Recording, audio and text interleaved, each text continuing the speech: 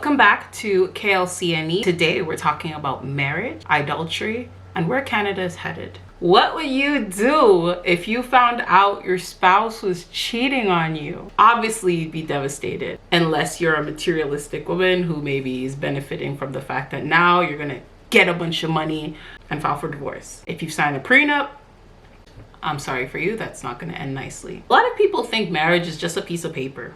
And it's really annoying because it is such a beautiful thing when it's done correctly. There are people who are creating all different types of rules for marriage, which dilutes its power to work in our favor. And when I say in our favor, I'm not talking about only women. I mean men too. The Bible says that a man who finds a wife finds a good thing. I want to pull up a quick clip right here of Dave Ramsey talking to a caller. Take a look. We are secretly worth millions of dollars. Are you from another culture? I was born in Korea, but I was raised in San Jose. In Anglo-America, what you just described is pretty whacked. Whether I should ever disclose our net worth to her, because I do not know how she's going to react. You've been married to her for 5 years and sleeping with her for 5 years. She didn't know you got any money. That's deception. I value a quality marriage and relationship going into my old age, because we've now been married almost 43 years. I value that more than money. That's crazy. This is how people are operating day to day. And he was right to ask, what is your cultural background? If we're looking at Anglo-American, Canadian, Western standards, this is crap. Like, excuse my language. Got married and this is something you think is right. It's not right. You are lying to your spouse. A lot of people are adopting these behaviors. Even though they may live in the West, they're behaving like they're back in the East. And it's sad. It's really sad. What would you do though? What would you do if you found out your spouse was cheating? Obviously, this was not an example of cheating, but it was within the area of deception. I am not for people getting married just to say that they're married as an investment strategy. I believe that two should become one, separate from the family and focus on building a family of their own, being a beacon of light in the way that the Bible describes, because I see no issue with it. I see history has exposed that when people follow the Bible to the T, society is safer, society is more prosperous, society is happier. That's just what it is. Galatians 5, we spoke about it in our last broadcast. Anything that is fleshly, like selfish ambitions, things that only benefit you, anything adulterous,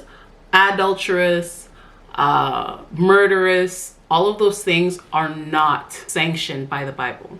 They are sanctioned in other faiths though, based on their books. We're gonna get into that, but I just want to cover this story really quick because wow, I am so happy for the woman, the ex-wife, who is going to collect that money from the TikToker who was cheating with her husband, the husband of the woman who's going to be rewarded the $1.75 million. Hi guys, let's cook some spaghetti. This morning, a jury has ordered a TikTok influencer accused of breaking up a marriage to pay nearly $2 million to the jilted spouse. I was raised to respect the marriage. I was raised to respect God. Loyalty, marriage, the White House with the picket fence and the dog and the kid, that's me. Akira Montague sued Brene Kennard, a TikToker with millions of followers, under an unusual state law in North Carolina. Montague claiming that Kennard had an affair with her husband, and as a result, Montague claimed what's known as alienation of affection. Her attorney speaking to our station WTVD. I think it shows the world that you should think twice before you interfere with a marriage. You should think about those children and that spouse. The law says plaintiffs in cases like this must prove they're in a loving marriage. The third party must have knowledge of the marriage, and the marriage must have continued during the affair. Kennard denied the allegations and claimed the photos and videos were obtained illegally, but the judge rejected her request to dismiss the case, and the jury awarded Montague $1.75 million, one of the biggest awards of its kind in the state. I want people to be able to think, okay, Miss Montague won $1.75 million. Is that man worth it? Is that woman worth it? 6 states still allow spouses to sue someone for interfering with their marriage. Now, for those of you that didn't know, there's a Durham in Ontario and there's a Durham in North Carolina. I was so excited when I found out about this because I thought it was actually in Durham, and I'm like, I need to shake this woman's hand. As we go through this series, we're going to be able to understand what laws are affecting Christians in Canada and across this planet, because this is a Christian news and entertainment network and we're committed to remaining so. 1.75 million for destroying manager's marriage. This story was covered by CNN and it was also published on CTV News in Canada. So her name is Brene Kennard, and she will have to pay 1.75 million after she was found liable for criminal conversation and alienation of affection. Oh no. Why am I happy about this? Because when we look at all the chaos taking place in society, we have to come back to what's the authority? Who dictates what's morally sound and what's criminal? I am very excited that a woman was brought to court for evidence to be brought forth to then deem her guilty. This is not something that people in other societies that practice polygamy would have to go through. And because we still are holding on to biblical principles, this became a real deal. Like, it became the real deal. Let's read on here. The lawsuit filed in Durham County Court accused Brene Kennard, an influencer with nearly 3 million followers on TikTok and 274,000 followers on Instagram, of seducing and having an affair with her manager, Tim Montague. In quotations we have, "She has received justice from losing her husband and the father of her children," said Robinetta Jones, who was the attorney for Akira Montague, Tim Montague's ex-wife. So they're already separated or proceeding. I don't know where they are. Every country is different in terms of the process of going through a divorce. But yeah, it says here that it was his ex-wife and she still is going to be compensated. That is huge. That is a cause for celebration. I don't think, like, the look on her face, and again, I'm not God, but from the look on her face, the snapshot, it's really showing that she knows she's guilty. Like, this wasn't a situation where she's like, I can't believe this is happening, I'm innocent. So I'm really happy that this took place. Let me know in the comments what you think. I just might move. Or Canada, please implement this law, because so many people, especially in the biblical community, have, and when I say biblical, I mean people who identify as Christian, people who follow the Bible as their authority. They need someone who's going to hold people accountable. The fact that she's not going to have to be stoned to death like in the Old Testament, but instead she's ordered to pay a fine, I think this is going to be a wake-up call for a lot of women and men. I would love to hear about situations where the man was found guilty. I will deep dive. But I want to see more situations where women are cautious, men are cautious and afraid to indulge in this type of activity. Money talks. Money talks. There are people that submit to the authority of the Bible and their life reflects it, but a lot of people who claim to believe in the Bible, to be Christian, are still conducting these types of behaviors, fornication, adultery being the first two. And the first two things from our last video that we touched upon in Galatians 5, where fornication and adultery will not inherit the kingdom of God. Your fruits have to match. If your fruits are reflecting the fruits of the Spirit, which is joy, peace, long-suffering. And long-suffering, for me, really, like, how I interpret that is whenever you're having a fight with your loved one, like, let's look at Tim Montague. If you are displeased with your wife or dissatisfied, have an adult conversation. Don't go behind her back and bring that into your family. I would love to know if this man identified as a Christian, because we need to hold all people accountable for this, because it ruins families, it breaks up homes, and most importantly, the Bible is against this. Kennard slammed the verdict, saying Akira Montague knew her marriage was over and allowed the affair. I don't know. I'm reading that, and immediately the image that popped into my brain is her lawyer saying, listen, this is our best argument. Like, if you are someone with another individual, say, I'm gonna love you forever, I'm gonna rock with you, I'm gonna be your partner, that is a covenant. We need to restore the understanding in society that covenants are huge. This is not something we're supposed to take lightly. There are going to be disagreements. There's going to be people looking at their situation and feeling like, did I make the right decision? There's going to be doubt in marriage.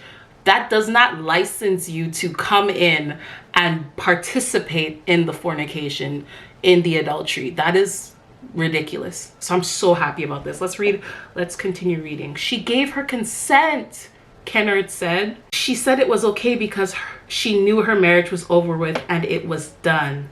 The alleged affair played out both in the manager's home and on Kennard's social media, Akira Montague, the ex-wife, claimed. Tim Montague eventually left his wife for Kennard. Ooh, I love this story. Now, we're putting Islam under scrutiny because one thing for sure, if this was a nation led by Sharia law, which we are very vulnerable to that because we haven't taken a stance on or a stance against Sharia law in Canada, this could have just been a second wife situation, regardless of how the first wife really felt about it. Because although, and this is something that we really have to get into, although in the Bible there are people like David, Solomon, who were guilty of having multiple wives, their whole status of being a king was a problem to begin with. Because when we dive into the Old Testament and we learn about these people who had multiple wives, it was normally right after the Hebrews were not following the word, were not walking with God as their authority. They were worshiping idols and they were copying the behaviors of the Philistines and people who worshiped idols. Because let's make something very, very clear. The evil that was taking place was not because God sanctioned it. Because later on, when we go towards the New Testament, it is very clear that God said, Jesus in a conversation to his people, it is better for you to remain alone, but if you are burning with fire and desire, have a wife. Not wives, a wife. But unfortunately, over 600 years later, we have a book that comes about, known as the Quran, that sanctions polygamy. Crazy. Because it is something that allows them to have more children underneath the family tree, because you can have 4 women all being pregnant at the same time, but it's not biblically sound.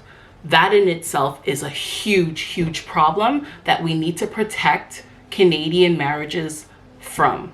I recently found out that in Dubai, I don't know if people are aware of this, so I want to share it on this channel because we're talking about marriages, right? In Dubai, as much as, you know, they're an inclusive country, they still uphold Islamically inspired principles. Here's the one law that is there. A Christian woman is allowed to get married to a Muslim man, but it is forbidden for a Muslim woman to marry a Christian man. Let's look at that picture there. They have put laws in place in a country that has a great reputation when it comes to being more secular and less radical in their Islamic identity, or the core Islamic identity.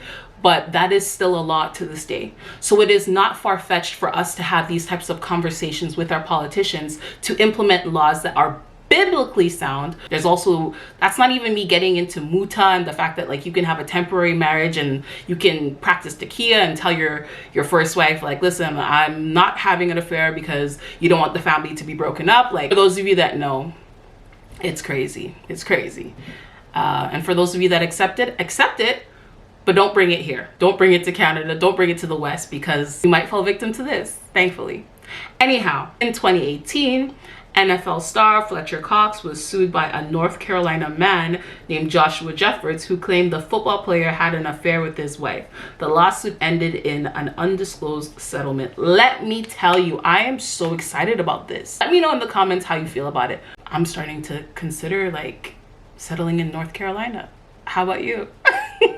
Now, I am a child of immigrants, so I am okay with immigration as long as people assimilate into our societies and do not bring the lifestyles that are in their societies over here in efforts to make it a part of our society. Let's put it this way.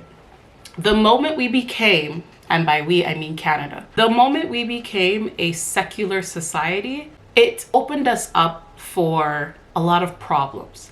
Problems meaning things that we are not for. I am not for telling people how to live their life, but I do want it to be clear what is appropriate and what isn't appropriate.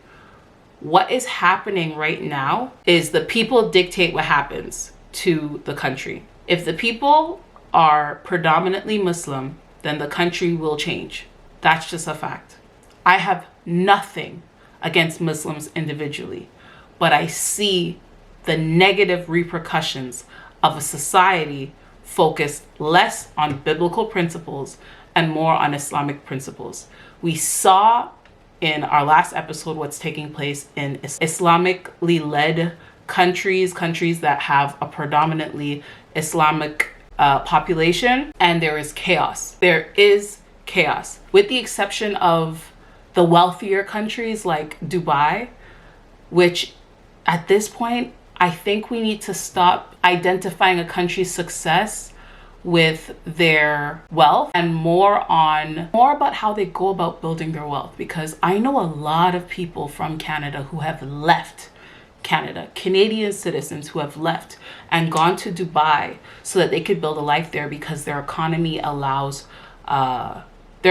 doing well. And that's because there's a lot of people from other countries coming there, expatriates, and so on. We can have the exact same thing going on here if our conservative politicians do better to speak to the market, to advocate for Canada's market. There is too much red tape here.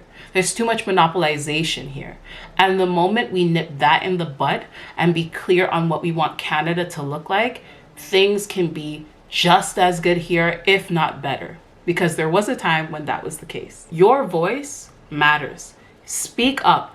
Don't be afraid to address these problems by being vocal about it. Because what's happening right now is the longer we stay silent, the longer we remain politically correct or politically inclusive, the larger the threat of us no longer recognizing the country that we loved, because it's no longer representing the values that we love. At this moment, it is illegal to practice polygamy in Canada.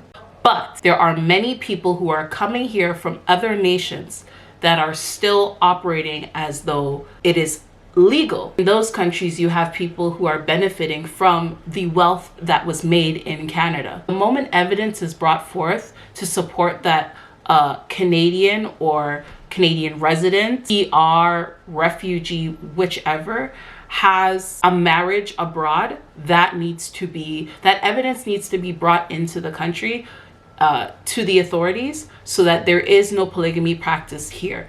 We can't say anything in regards to people abroad who, maintain marriages with people here, but they can't get married here once evidence is brought forth that they are married in another country. Many people are marrying for papers. This is not a new phenomenon. This is something that has been done consistently over time. We have to really pay attention to how many people are bringing idolatrous practices from back in their countries over here, marrying women in this country. We see this as a huge problem in the UK especially.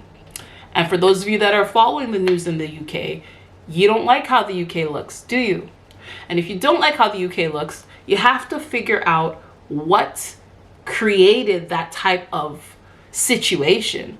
What was the root of it? It has been such a crazy thing to hear how many men who were born abroad or who have family abroad, who have allegiances to other countries, have left those countries, come here, taken advantage of Canadian women, and then gone back to their countries to build. It is disgusting. It is a huge problem, and it has to stop. It will not stop until more people speak out and hold their government accountable. Every single time there is evidence brought forth and we don't have the legislation to match.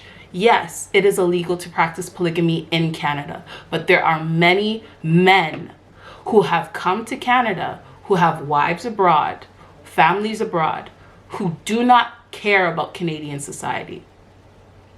So we have to put an end to this. What was said today, I hope you enjoy this video. If you didn't, let me know why in the comment section. I hope that we can continue to have peaceful dialogue in regards to these situations. And as Canada continues to grow and thrive, we protect what allows us to do so. Yeah. Don't forget to subscribe. Thank you so much. See you in the next video.